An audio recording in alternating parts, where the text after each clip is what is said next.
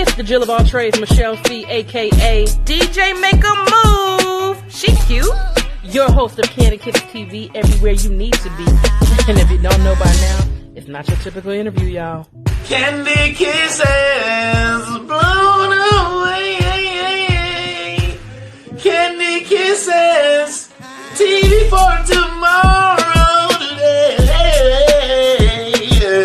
Man, throw that auto-tune on that bitch. Have me sound like Teddy Payne. Hi there, this is Kim Cole, and you are rocking with Kandid Kisses TV. It's your boy Talent, baby. Michelle and Kandid Kisses TV with my girl Michelle C. Don't take it personal. Yo, what's up? It's bruh man from the fifth floor. In the ATL, chilling with Kandid Kisses TV. What's up, y'all? You're watching Kandid Kisses TV with my homegirl, Michelle. Hello there. Have you asked yourself what you're missing? I have. It's Kandid Kisses TV.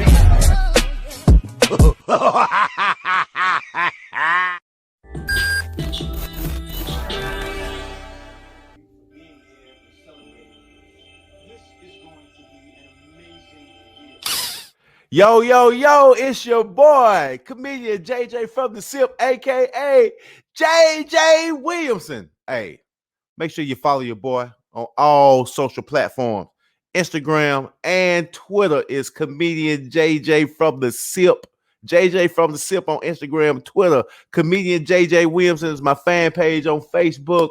Man, make sure you go to my website. I am JJ from the SIP, and I'm rocking on Kandid Kisses TV with my girl, Michelle C.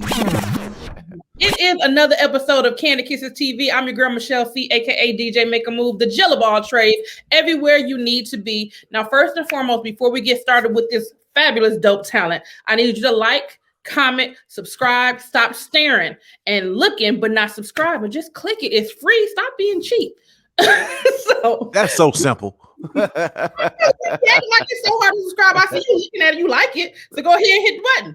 There you go. So now I am bringing you another dope channel like I always do. You have seen this man tickling your funny bone all over the world. He's been on TV. He's been on movies. He's been on about everything that you want to be on if you're trying to be in this entertainment industry. Let's go here for JJ from the SIP. JJ from the SIP. I'm going to clap for my own damn self, baby. There it is. We're gonna have your crowd cheering. Yeah. How you doing, love? I am doing great. Now I gotta do this. I ain't never did this before. First of all, are you subscribed? Are you subscribed to Kandid Kisses TV? I know I am. Okay, all right. Because I'm just saying though. I wouldn't do you like that. Let's get into it. When did you know that the entertainment industry was the one for you? Growing up in Mississippi, it was truly a childhood dream of mine. I always wanted to be in the entertainment. I have older brothers and sisters, man, so they used to let me stay up late, watch a lot of crazy movies, and then they was always watching classic comedy shows that used to come on NBC back in the day. So I used to watch like Arsenio Hall and Marshall Warfield and Robert Klein, George Carlin, Eddie Murphy back in the day, man. So it was almost like, you know how dog ears go up when they hear something or sense. My ears went up like, man, I love stand-up. So, it was just a childhood dream of mine, but I just never thought it would come true because I was being from Mississippi. I never thought I'd be discovered. Well, so how did you get discovered? Like, did you get on the stage and just start rocking it? There it is. Basically that's what it was. I moved here in 1993 after I graduated from Alcorn State University, one of the greatest HBCUs, I must say, in the world. Alcorn State University. So I moved here in Atlanta in 1993, following my girlfriend at the time in college and everything. Wanted to move up out here with her, and I was doing different jobs and everything. And one of my buddies. So I'm gonna go ahead and give you the story so everybody can really understand and feel how I got to stand up. So I always been a class clown. Okay. Always been a class clown. Always, like I won most school spirit. I was always nominated for the most wittiest, craziest in school, but I never won. My cousin actually used to always beat me. Okay. For class clown and everything. So everybody knew my personality. You know, I was a fun guy to be around. You know, I'm gonna make you laugh, smile, and everything. So one New Year's Eve, here in Atlanta, because I was valeting cars at the Marriott Marquis downtown. I used Okay. to valet cars when I first started doing stand up, and it was a New Year's Eve. You know, we drinking, smoking, having a great time. And you know, when the party getting ready to end, everybody, you know how people walk out to their car, but you still may, you know, do a couple of more, you know, conversations before you leave. And I was just making people laugh just out the blue. Just wasn't nothing planned, wasn't no set or nothing. And somebody out the blue was like, man, you need to get on stage, dude. You funny as hell. But you know that, like I said, it was always a childhood dream of mine. But I never thought, on the real, I never thought I'd be discovered, because I never thought I was going to leave Mississippi. I was like, man, ain't nobody gonna give nobody from Mississippi no chance to be no stand-up comedian. So I put it in the back burner. Never told no one. Never told no one, not a soul. Never told my parents. Never told my best friends. You know, cousins, family. Never told no one. I didn't even tell God, and I knew He knew my plan. Right. I never told the man upstairs. So, man, once again, somebody said, man, you need to do stand-up. So, man, it was almost like the light bulb just went out of my head. So I ran home to my girlfriend at the time. I didn't even say Happy New Year to her. I was just so excited, like, babe, I done found my niche. I know what my destiny is in life and everything. I'm going to be a stand-up comedian. I'm gonna do stand-up. And she was like, oh, okay, you know, blowing it off, like, you know, you ain't finna be no damn stand-up. So Right. I went to Uptown Comedy Corner here in Atlanta, the old one that was in Buckhead, upstairs in the right behind the Houston's in Buckhead off Peachtree. Packed one night, Michelle. Packed. It was a Tuesday night, open mic night. They do open mic, then they do the heavy hitters afterwards. Mm-hmm. So they do the open mic, and keep in mind the heavy hitters at the time that was in there. I mean, Chris Tucker was in there, Bruce was in there, some more was in there, Earthquake, I mean, Arnaz J. It's packed on a Tuesday. So I signed up for the list, and for some reason that was a bad night for amateurs, because all the amateurs was getting booed. Everybody was getting booed. So the very first person to bring me on stage was Zoo Man. Okay. Corey Zoo Miller, man. Shout out to my man Zoo Man. Zoo Man is the very first person that ever introduced me on stage. So he went on stage. He said, man, I'm not going to do any more amateurs because there's too many heavy hitters in there. But he said, I'm going to do one more amateur, and then I'm going to bring the heavy hitters. The crowd going crazy, like, yeah, man, I'm ready to see Chris Tucker, I'm ready to see Bruce, ready to see Quake. Now, keep in mind, the next amateur wasn't me. Okay. Because I was down on the list. So I like, damn, I'm finna miss my opportunity because I'm ready. So I stopped Zoo Man that night. I never forget. I looked in the eyes. I said, dude, my name is JJ Williamson. I'm on the list. I said, brother, I need to go up tonight, because if I don't go up tonight, I might not come back. Because you know, I got my adrenaline rushing. You know, I'm anxious. I'm ready. And man, apparently he must have felt it. He must have felt my desire and everything. He said, dude, I'm going to give you a shot. And I just told the crowd, I'm not doing no more amateurs, but I'm going to go and give you a shot. He said, and he told me, he looked in my eyes. He said, dude, you better rock this shit too. All right. That's more pressure. Now, let me go back. My dumb ass thought, I don't know what made me do this. I invited people like I'm already established as a comedian. I'm like, man, y'all come on, check me out. I'm doing amateur night at Uptown. Like my name on the marquee. I don't know what, man. It may have been some arrogant cockiness or something. Mm-hmm. So I invited folks, packed in there. So Zoo Man go back on stage. Oh, before he go up, the comic that went up, he got booed. Okay. He got booed too. So Zoo Man said, I'm gonna go on stage. Zoo Man go on stage, said, man, I know I said I wasn't gonna do no more amateurs, but I'm gonna do one more. Before he even said who the comedian was, and man, everybody just restless. Oh, we don't want to see no more amateurs. Well, we want to see Earthquake. We want to see Chris Tucker. Bring on the real comedians. He said, no, this guy stopped me, told me he ready. So I'm gonna give him a chance. And then he looked at me again before he introduced me. He said, "Man, you better rock this thing." Extra pressure. And I'm sure he probably said, "You better rock this on the mic." You on the mic. He's on the mic. He told the crowd that while he was telling me, extra. I'm sweating, my booty tight. It's moist. I'm loose in there. So man, he said, "Man, y'all give it up for JJ Williams." I go on stage. When I tell you, I have never been that nervous in my entire life. And I done been to jail. I done got pulled over, and that done made me nervous. But being on that stage, so I'll never forget my first couple of lines. And I told the crowd, I looked down in the crowd, said, "I know y'all see it in my face, or you may hear it in my voice, because my voice cracking. I'm trembling. I'm just that nervous." I say, "I know y'all see it in my face. You may hear it in my voice." I say, "I'm nervous than a motherfucker."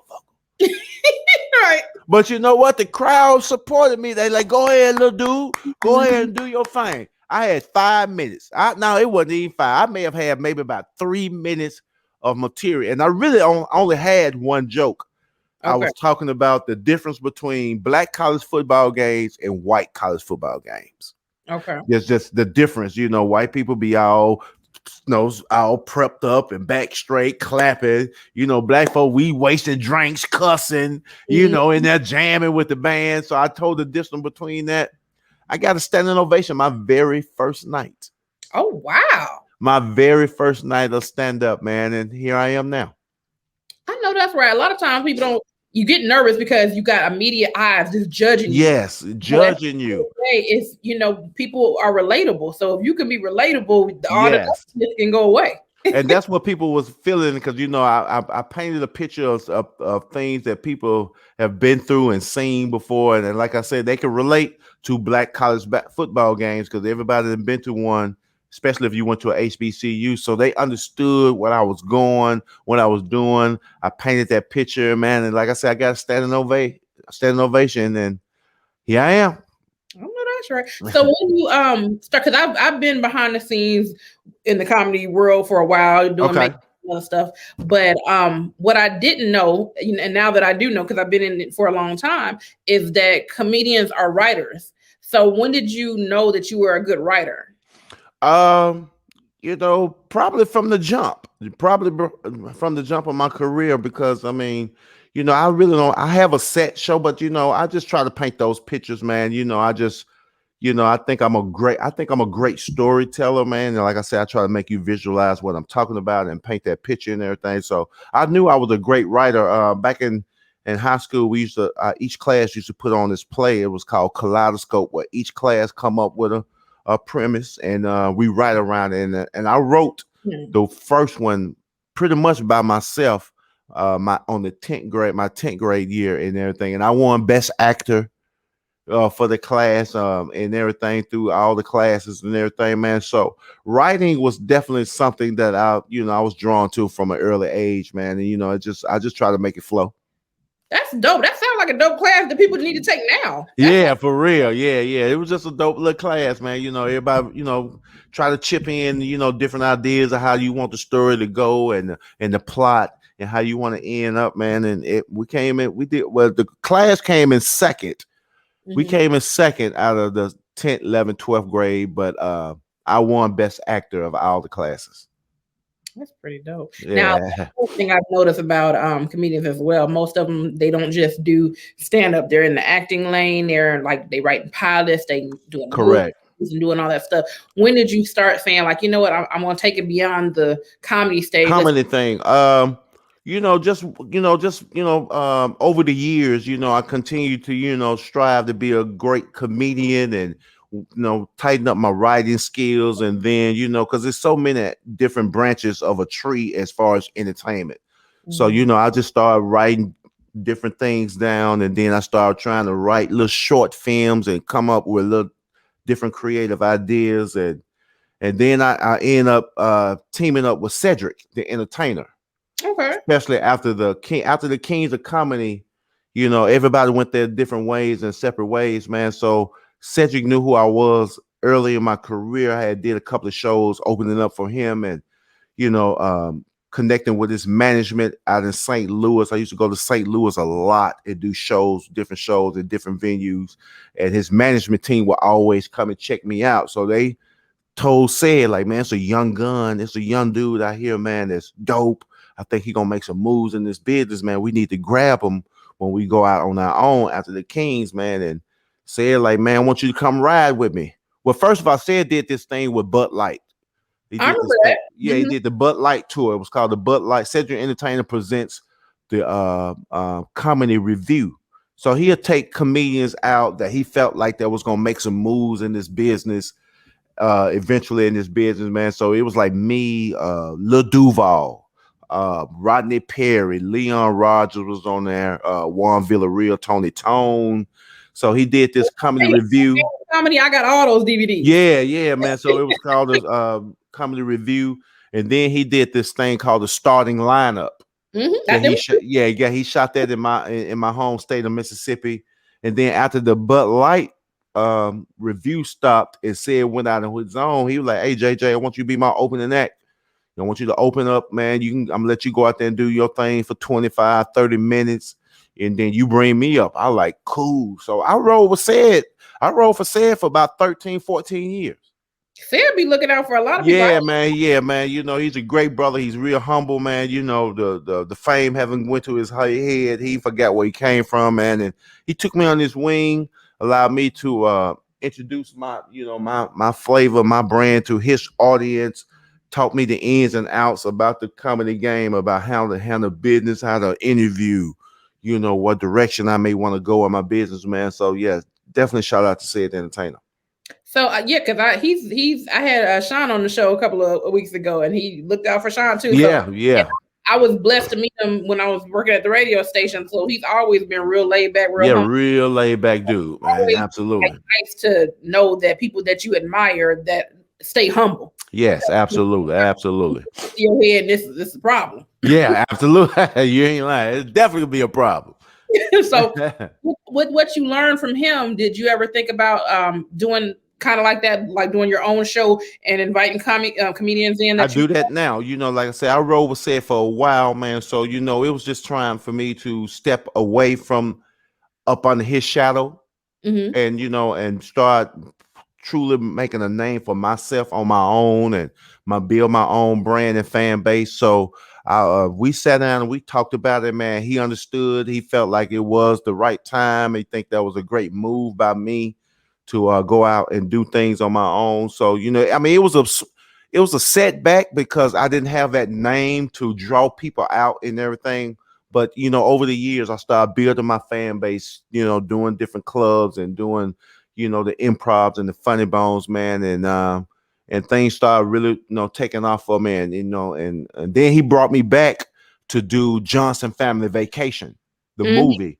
So he gave me a dope little part in there with some speaking lines, man. And even though my part was small, it's amazing how people still recognize me from that. They like, man, you was kinfolk.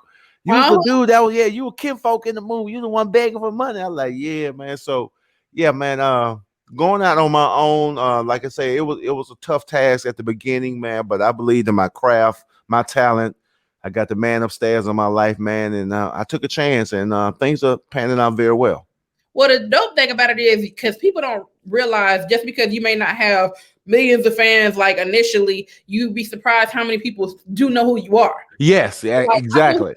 From years ago, just being in the Atlanta scene, going to different comic clubs. Like, you've been doing comedy for a minute. I was like, oh yeah, that's because when I saw the movie, I was like, oh, that's the dude I saw at the comedy club. Comedy club, yeah. So I get that a lot, man. So it like I said, that Said experience truly helped me out to, be where I am right now. Now, what is something valuable that you learned during the quarantine time?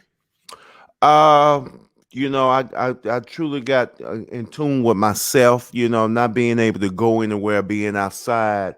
So I had a lot of free time. So I learned that I can continue to be creative. So I stayed creative on social media, just building different characters. And, I did this jailhouse Willie thing in my shower, like I was in prison. and everything, man. And people grasped to that. That was a real dope little time, Jailhouse Willie.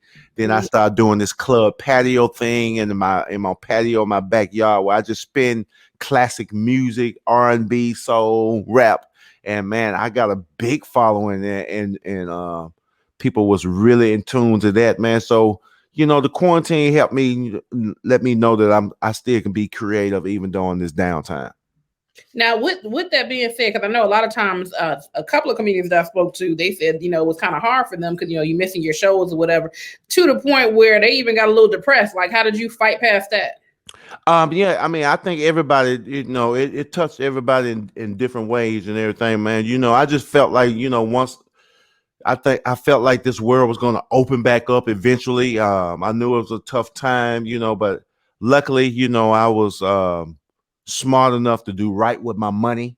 Yes. I wasn't out here splurging and balling and trying to live and keep up with the Joneses and make people think like I'm living this lavish life and everything. But so I put my money up for hard times, and we never thought that times were going to be this hard. But I was blessed to have some money put aside that to continue to feed my family and keep this roof over our head and everything.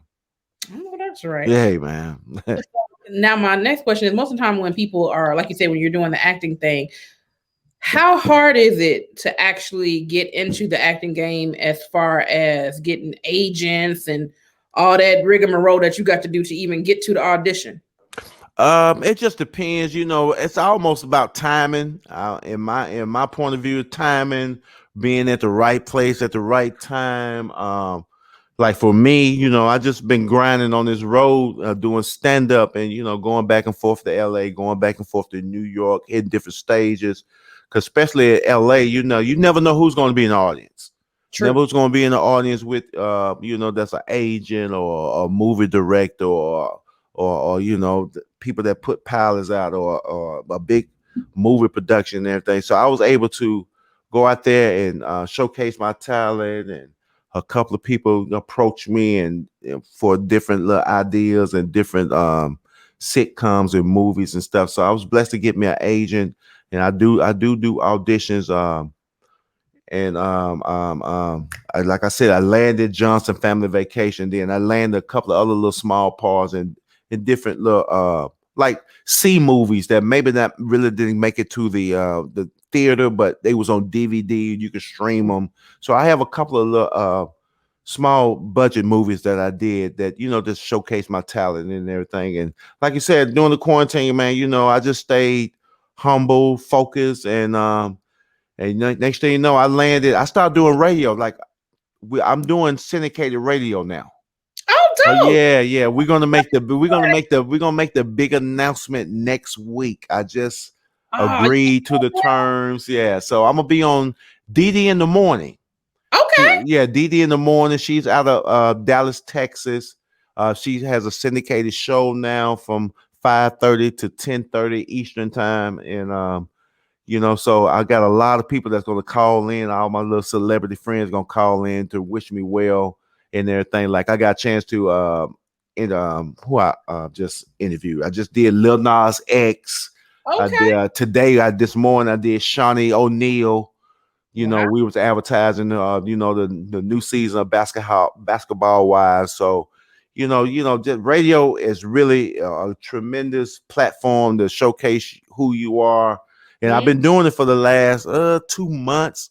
They started me off with a guest and everything, and then we started vibing and clicking. They continued to bring me on and continue to let me stay on a little longer. And yeah, here I am now. And like I said, I knew the power of radio, but once I started doing it, it really just didn't sink in that people are truly listening. And now my followers are going up. People are hitting me up like, man, we're enjoying you on the show. So like 2 weeks ago, I did the Improv in Dallas. Okay. Now, keep in mind, I've done the Improv on several occasions and I do great numbers. Where I get a bonus and everything. But this past time, me being on radio and I'm advertising it on a regular basis, I sold all my shows out. I know That's right. So we're gonna take a moment of silence for you to pop your collar real quick. Yes,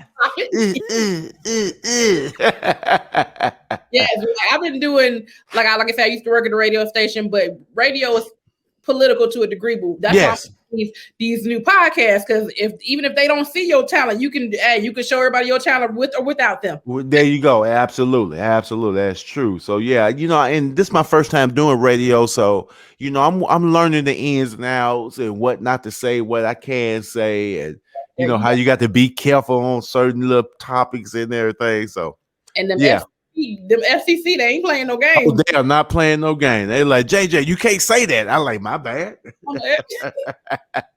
Yeah, so I'm learning. Yeah, don't want to know him at all moments. Okay, right. Absolutely. So one of my favorite jokes that you tell is the one where you have the Tila beat in the background. The Tila, man. You know what, man? It's amazing how that caught on, because that was nothing planned.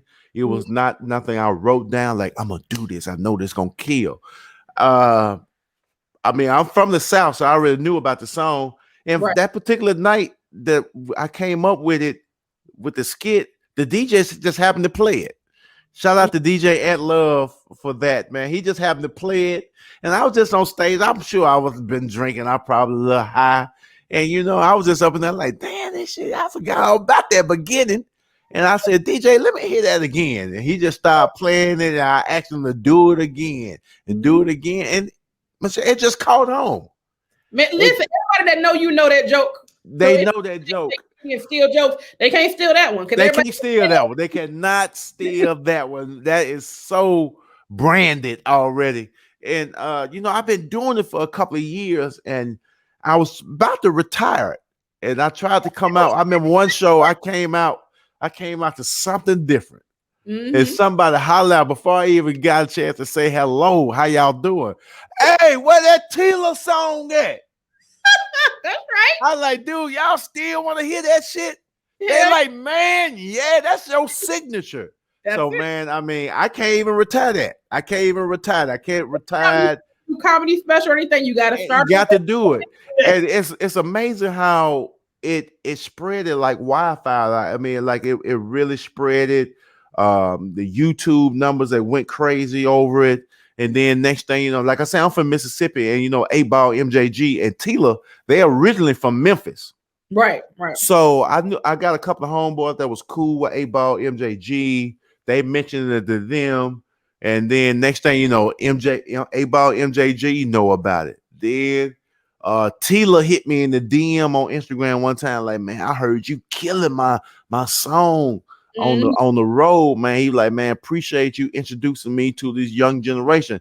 Because even after I do this, a lot of people still to this day hit me like, man, I never heard of that song. What's the name of that song? I need to look that up. I said, dude, that's a classic. You need to tell people you need royalties the way you do. I like, dude. I tell people like, man, that's been out since like 93, 94 or something like that.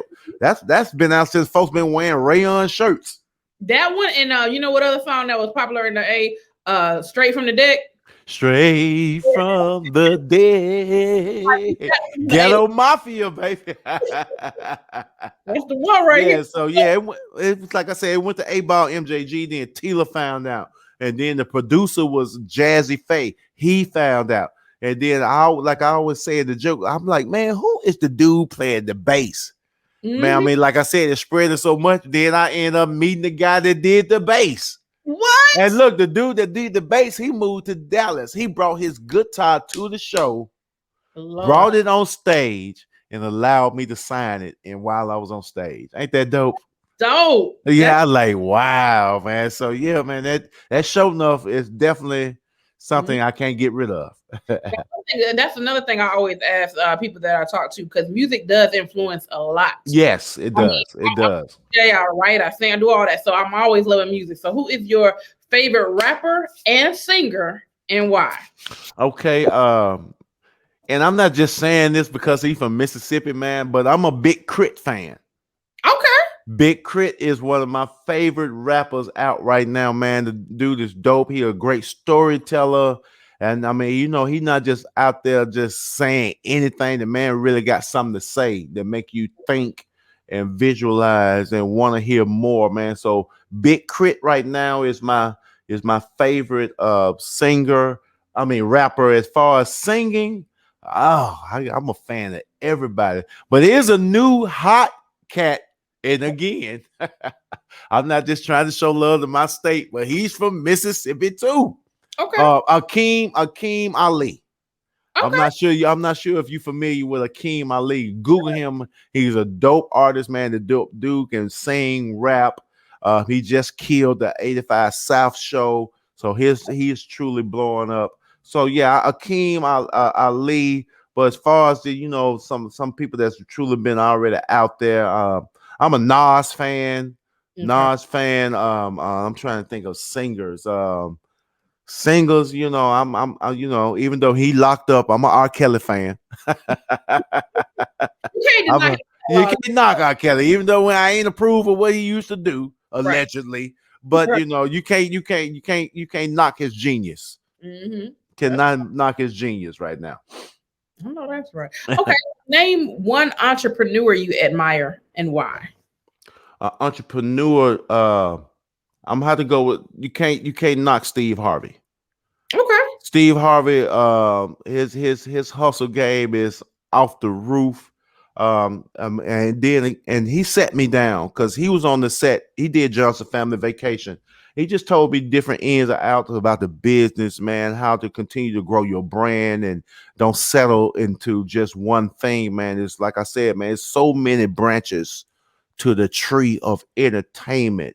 I mean, TV shows, game shows like he's doing, and you know, you can get your foundation growing, your different avenues of different business, you know, propositions that may come around. So yeah, definitely Steve Harvey, man. I admire the man, hustle, his grind, the way he conduct business and everything. Yeah, my man Steve for sure. My mama loves Steve Harvey so much. She was like, maybe one day you can interview him. I was like, Mama, I don't know that man. But you never know. You're right, but I never know. What if I ever get to interview Steve Harvey? Please believe, you know, my mama gonna be right here, like, hey, on your hip. Yeah, she gonna mess around and have her list of questions. You already know she is because she like, tell him about my book. I need to tell him about I don't know the man. Right. But I'm like, one day maybe we'll see what happens. One day we'll work it out. Absolutely. Well, in the writing game, I want to talk about what if you had to write I would say a TV series. If you had to write a TV series today, what would it be about and who would your character be? You know what? Me and one of my young guns, man, right now, Justin Mitchell, man, we working on a pilot. You know Justin? I went to high school with him. Oh, you know Justin? Yeah, man. Justin is a fan of mine. Justin is a fan of mine, man.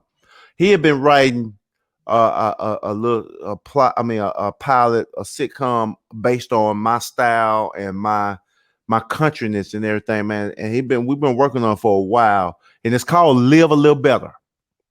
So I've been trying to, you know, because that's the thing in my segment of my show. I'll be telling people I just want to live a little better. So he's been writing about that, man. So it's about a family, man, that lives in an apartment complex that's just trying to, you know, make ends meet every day. We live check to check, and I'm trying to raise my family and my kids and everything, man. You know, I continue to switch jobs and everything, man. So, you know, like we got like I was playing the main character. We pitched it to Said Entertainer that he liked it. He's gonna play the janitor. I mean, the maintenance man of the apartment complex, you know, coming in there fixing on things. I come home sometime, he already in the house fixing shit. Like, dude, we ain't even let you in.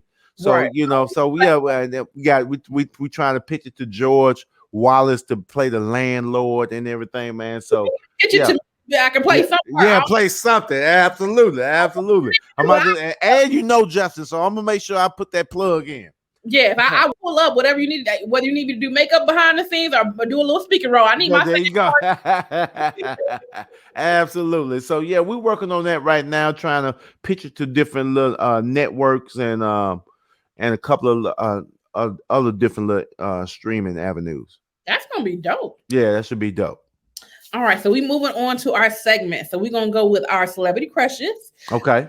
Kiss or diss. So I'm gonna name the celebrities. You're gonna decide who you kissing, who you dissing. All right, come on with it. Gabrielle Union or Regina King. Who you kissing, who you dissing? I'm gonna kiss. Oh, I like them both, but I'm gonna kiss Gabrielle. Okay. Regina, I'm sorry, baby. You know I love you, Mhm. but I want a tongue, Gabrielle Union. All right. Chili of TLC or Coco of FWV. Who you kissing, who you dissing? I'm gonna kiss Chili, even though Chili be want somebody that don't drink, smoke, and eat meat. God damn it, you gonna take some of these pork chops in my mouth. So I'm gonna kiss Chili and I'm gonna pass on Coco, even though me and Coco real cool though. All right. Last one. Barbara Jordan or Roseanne Barr. Who you kissing, who you dissing? Man, I'm dissing Roseanne. I'm going with my sister. I'll go. I want to take Barbara's glasses off and while we kissing, I want to pat her fro. You need to take a Black Power picture. Yeah, I'm doing Black Power picture with Barbara. I'm going with Barbara, baby. All right, so we are moving on to our DAQs. That is dumbass questions, just random questions I want answers to. Okay, come on. If you can make up a word that will be included in the dictionary, what would the word be and what would be its definition? What crazy ass word would I put in the damn Webster dictionary? I'll probably go with something like "supposed to be." Okay. You know, "supposed to be." I know people, and the correct way to say it is "supposed to be," but black folks say "supposed to be." Mm-hmm. Supposed to be, and the definition of "supposed to be" is it's the same as "supposed to be," but you know, let me just use it in a sentence so everybody can really get a good understanding. You know, "supposed to be," you know, it'd be like, "Hey JJ, are you gonna cook today? Are you gonna still have that Super Bowl party?" Well, I talked to my wife. We supposed to be doing it. Mm-hmm. We supposed to be doing it. We supposed to be. I ain't sure, but we supposed to be. All right. If you could smack anyone in your past that you know personally with no consequences, who would it be? Ooh, I'm gonna have to go with my 10th grade English teacher. God damn it, Miss Hilliard. She corrected you when you said supposed to be. That's I'm supposed to be doing right, but I wasn't doing right. And what's crazy about it, Miss Hilliard is my mom's best friend. Ooh. I'm talking about Ace Cool. Thelma and Louise is my mama and Miss Hilliard. But Miss Hilliard, you know, she was a great woman and everything. But behind that desk, boy, she used to get on my ass. She didn't give me no passes because I'm cool with her mom. I mean, she cool with my mom and everything. So she used to whoop my ass in class back in the day and everything. So I just want to slap her glasses across the room one time. One time, I just want to slap this shit out them glasses one time. I'm talking about open hand. I want this part right here to hit the cheek where she can really. I don't want this the soft part. I want this right here to go across that damn face so bad. Yeah. One good time. If you had to remix the Sesame Street theme song to a trap song, how would it go? Oh my God, Sesame Street. I'll probably use the like Roddy Rich little beat from the box beat. Sesame Street, hey, Sesame Street, hey, Big Bird, and Big Bird, and where's the Grouch? And where's the Grouch? Hey, he in the garbage can. Playing with his hand.